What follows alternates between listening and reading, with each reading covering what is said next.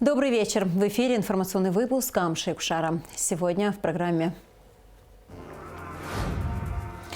Аслан Джаня провел еженедельное совещание, на котором обсуждались вопросы ремонта ВЛ Ачгуара, рекордно низкий уровень воды в водохранилище Ингургэс, а также другие важные темы делегации. Делегация из Абхазии во главе с вице-премьером, министром экономики Кристиной Озган находится с рабочей поездкой в Республике Татарстан. Государственное информационное агентство «Апснопресс» отмечает день рождения. В Абхазском драматическом театре готовится к премьере спектакля «Ловелас» по мотивам романа Федора Достоевского «Бедные люди». Аслан Джаня провел еженедельное рабочее совещание с руководством Кабинета министров. В ходе совещания премьер-министр Александр Анкваб доложил о результатах проведенного ремонта на высоковольтной линии Ачгуара. В настоящее время основной объем ремонтных работ выполнен, но для завершения ремонта необходимо осуществить монтаж устройств грозозащиты. Монтаж будет осуществлен имеющимися ресурсами без привлечения специалистов из Российской Федерации. Александр Анкваб отметил, что отсутствие осадков и рекордно низкий уровень воды в водохранилище Ингургэс повышает вероятность прекращения генерации электричества, что может повлечь необходимость введения верных отключений. Президент дал поручение ежедневно отчитываться о состоянии уровня воды в водохранилище и заблаговременно предупреждать население Абхазии о возможном изменении временного графика ограничения подачи электроэнергии.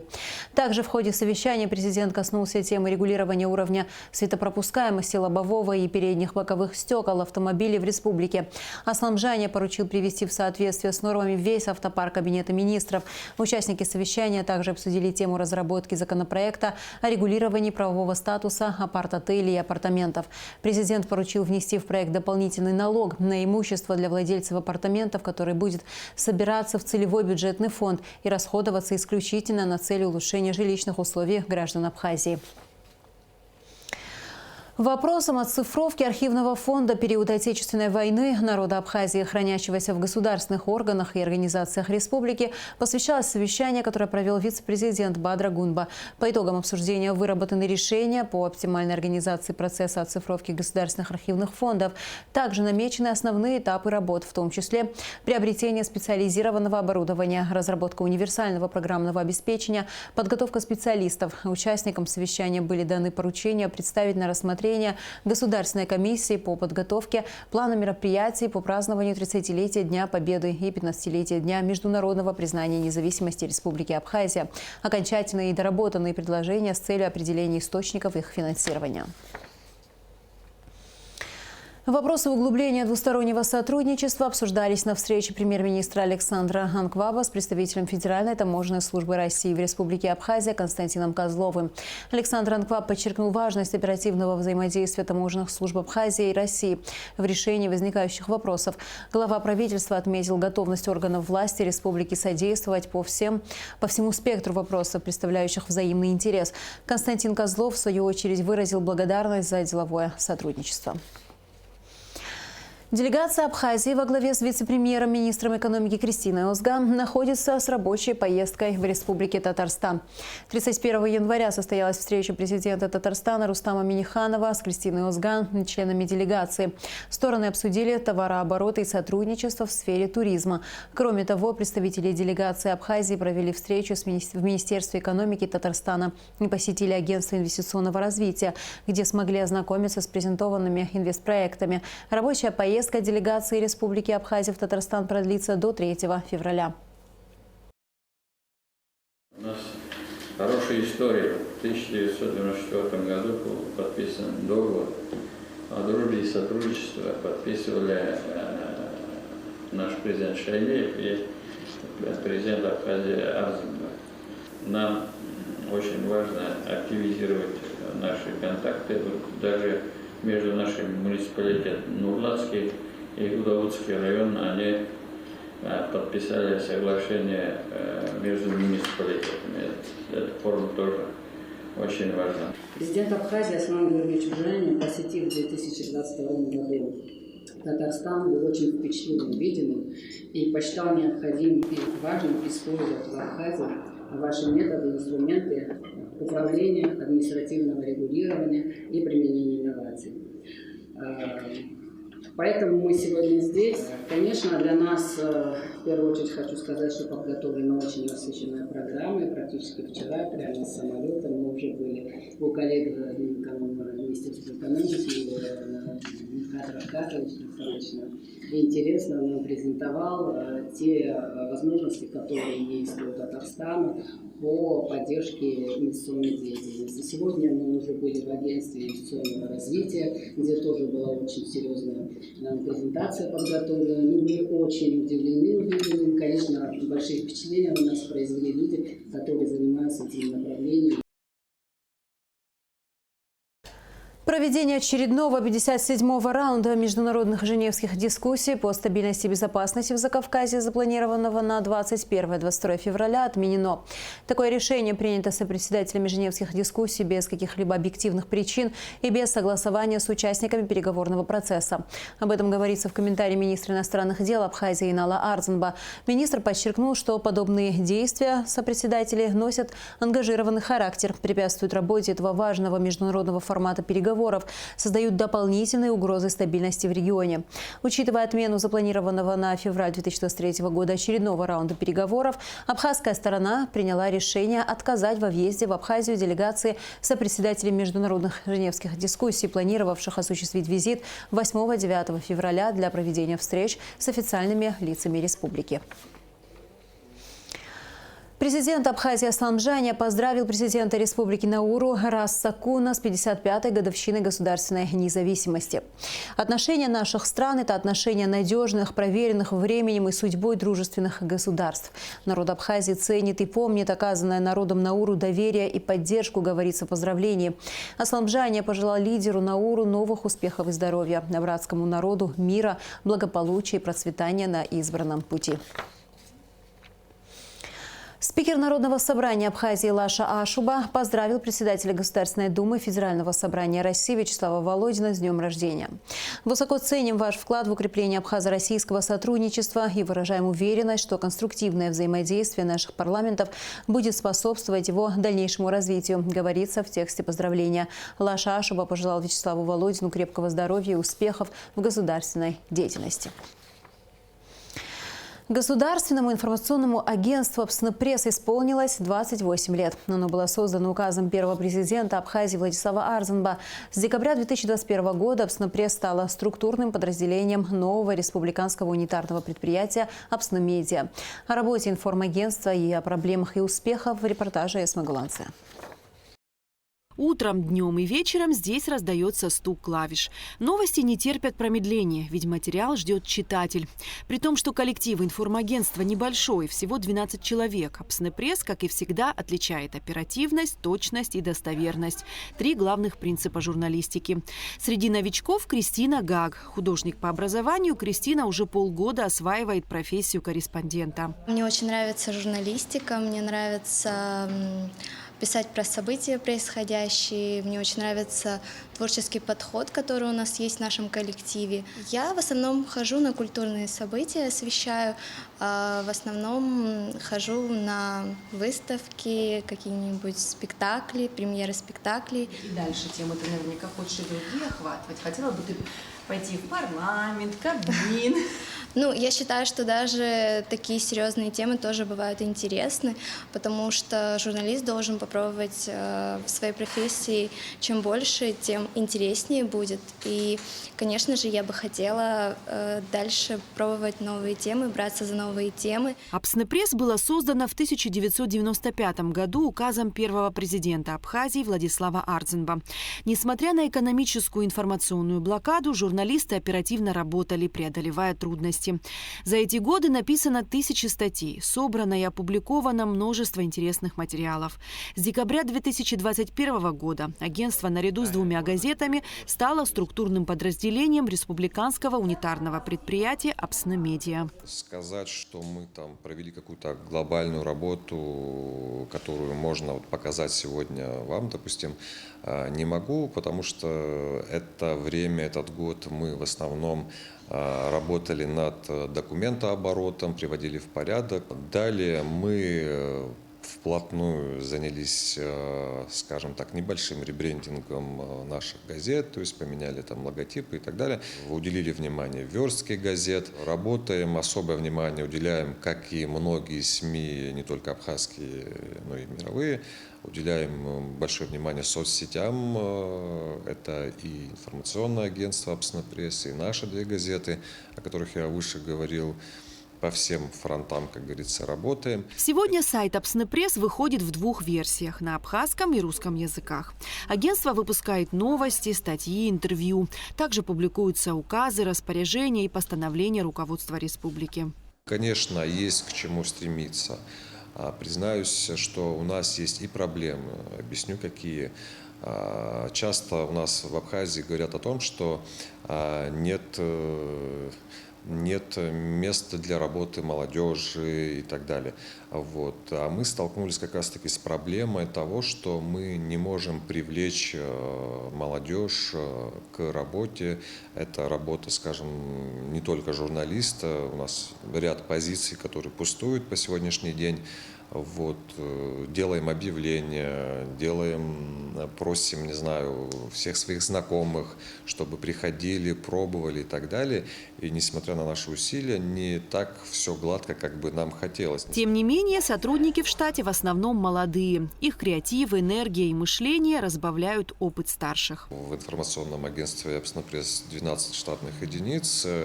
Мы привлекли в этом году 4 молодых людей.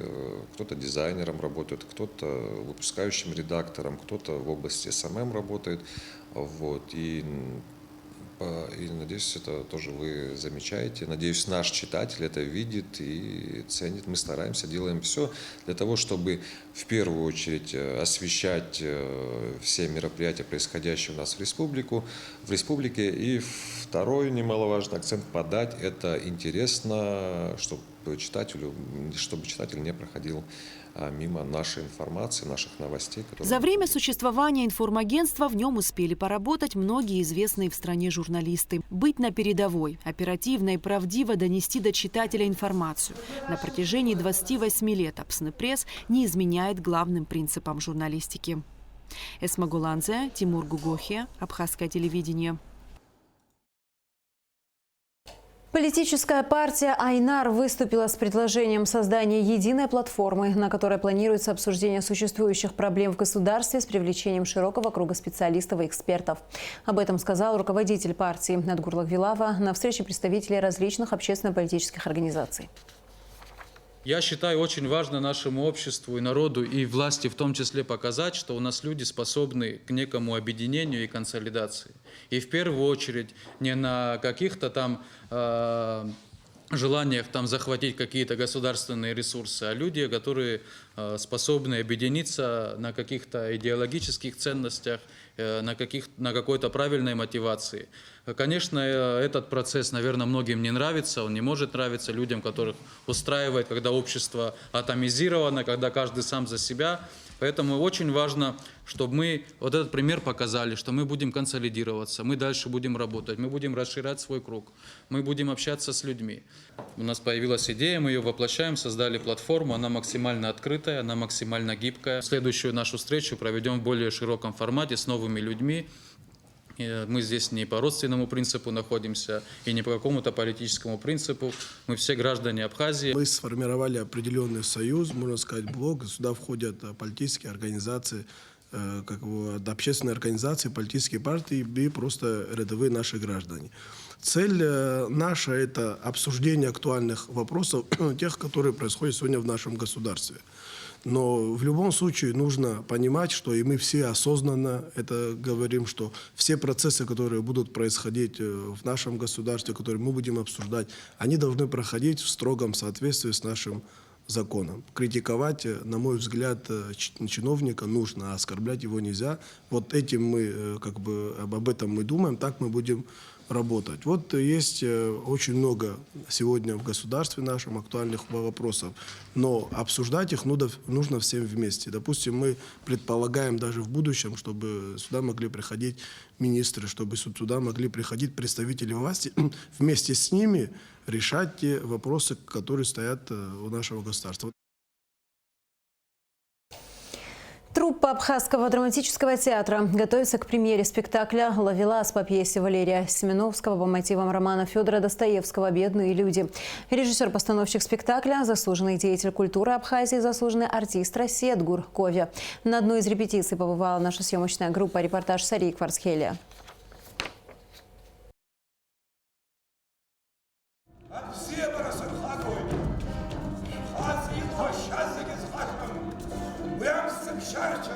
Ловелас. Казалось бы, что в этом определении может быть неясного? Всем знакомый персонаж. Льстец, дамский угодник, обольститель женских душ и лицемер, разбивший не одно сердце. А что, если все не так просто, как кажется на первый взгляд? И главный герой истории, Макар Алексеевич Девушкин, предстанет перед нами совсем не тем, кем мы его представляем. Движимый таинственной силой Макар проведет нас по самым темным уголкам человеческой души. А необычная режиссерская подача заставит прочувствовать полное ощущение присутствия в действии, которое не оставит равнодушным ни одного зрителя. Роль Макара Алексеевича играет актер Абхазского драматического театра Теймураз Чамагуа. Вжиться в этот образ и передать психологию Достоевского, это очень сложно было для меня. Ну, как-то мы щупали, колдовали, тихо-тихо мы приходим к органике. Адгур Михайлович Кова сделал свою сценическую конструкцию, совершенно оригинальную. Самое для меня отрадное, что я самый старшего поколения. Здесь молодые ребята, Аляс Колбая, Леон Кураглы. Главная героиня у нас Амра Начкебе. Для нее это уже вторая работа. Первую работу мы видели. Ну, я счастлив, что с молодыми работаю, и я как-то возраст мой тоже... Я подтягиваю себя к молодежи, и главное, чтобы мы вышли, и было что сказать зрителю. Репетиции «Ловеласа» идут на сцене Абхазского театра около месяца. Режиссер-постановщик спектакля, заслуженный деятель культуры Абхазии, заслуженный артист России Адгур Ковя.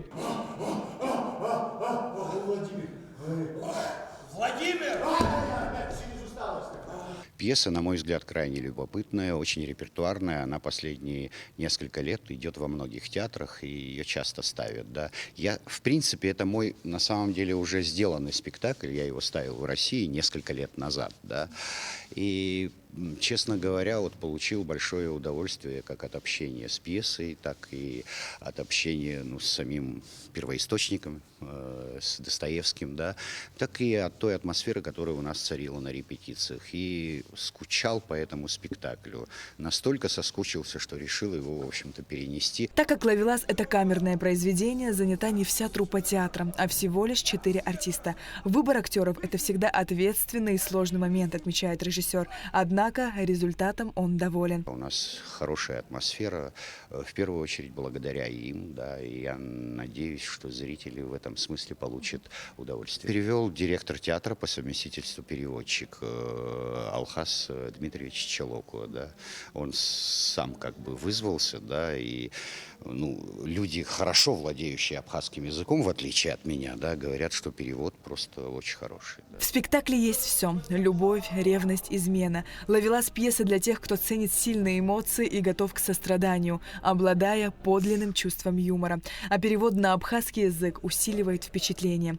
«Ловелас» по пьесе Валерия Семеновского по мотивам романа Федора Достоевского «Бедные люди» не единственная премьера в этом году. В планах театра постановка еще нескольких новых спектаклей, которые однозначно удивят зрителя. Уже проводится читка одного спектакля, режиссер занимается с актерами, и в ближайшее время приступим еще к 2 спектаклям. И в планах есть еще 2 спектакля. Сможем ли мы все осуществить или какой-нибудь спектакль перенесем на другой срок, это покажет время. Но у нас есть планы и по 30-летию Победы. Что это будет, в какой форме, это будет спектакль, это будет какое-либо другое театрализованное представление, это мы сейчас пока на стадии обсуждения. В пьесе «Ловелас» удивительно сочетаются прошлое и настоящее. Хорошо знакомые герои Макар и Варя существуют во времени, описанном русским классиком, и в условной реальности, созданной современным драматургом. Пьеса дала возможность режиссеру Адгуру Кове применить излюбленный прием – вовлечь в действие зрителя. Сария Кварцхеля, Тимур Гугохия, Абхазское телевидение. К празднованию 80-й годовщины разгрома советскими войсками немецко-фашистских войск в Сталинградской битве представительство Россотрудничества в Абхазии подготовило программу мероприятий «Уроки мужества», исторический квест и возложение цветов к памятнику неизвестному солдату, которое состоится 2 февраля в 10 часов утра. Мероприятие проводится совместно с Музеем боевой славы имени Арзенба при поддержке посольства Российской Федерации в Республике Абхазия и администрации города Сухум. И в завершении выпуска о погоде.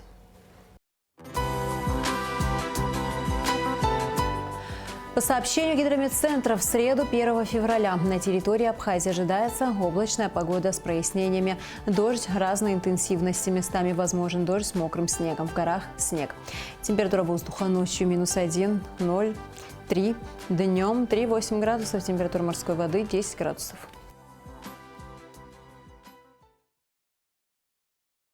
На этом наш выпуск завершен. До скорых встреч в эфире.